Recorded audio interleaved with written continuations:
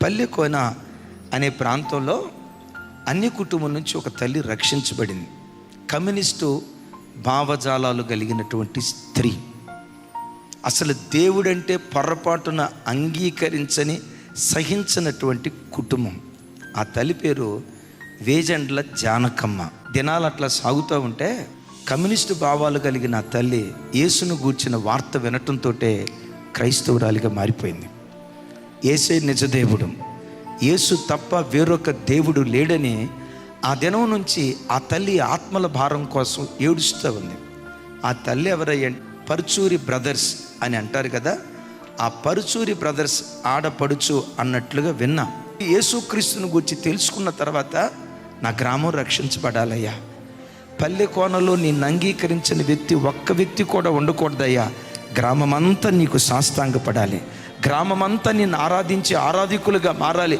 రోజు ఏడుస్తూ ఉండేదట. ఆ తల్లి ద్వారా చిన్నపాటి సంఘం ఏర్పడిందట. వాళ్ళ కోసం రోజు ఏడుస్తుంది. దేవా, కాసే కాపర్లను లేవనెత్తయ్యా.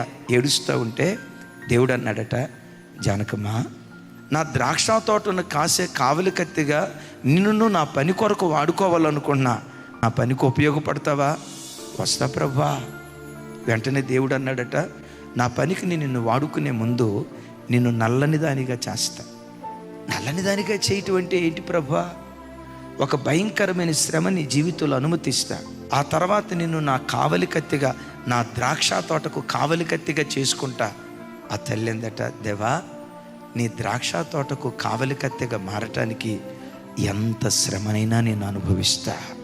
ఓ 10 రోజుల తర్వాత దేవుడిని అంగీకరించిన భర్త ఎవరో ఆ తాడి చెట్లకి తాడికాయలు కోస్తూ ఉంటే వాళ్ళని తరుందాం కొడదాం అన్నట్లుగా పరిగెత్తాడట.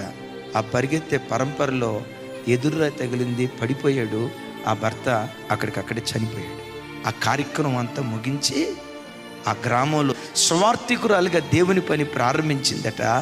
ఆ గ్రామంలో సగం మట్టుకు యేసుక్రీస్తు తట్టు వాళ్ళు తిరిగారు.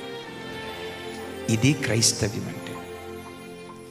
లోకం అనొచ్చు భర్త చనిపోవటం శాపగ్రస్తం అని, పిల్లలకు పుట్టకపోవటం శాపగ్రస్తం అని. నేనంట క్రైస్తవ జీవితంలో డబ్బు లేకపోవటం కాదు శాపగ్రస్తం, భర్త చనిపోవటం కాదు శాపగ్రస్తం, పిల్లలు పుట్టకపోవటం కాదు శాపగ్రస్తం, పేదరికాన్ని అనుభవించడం కాదు శాపగ్రస్తం, ఆత్మీయత లేకపోవటానికి మించిన శాపగ్రస్తం మరొకటి ఏది లేదు.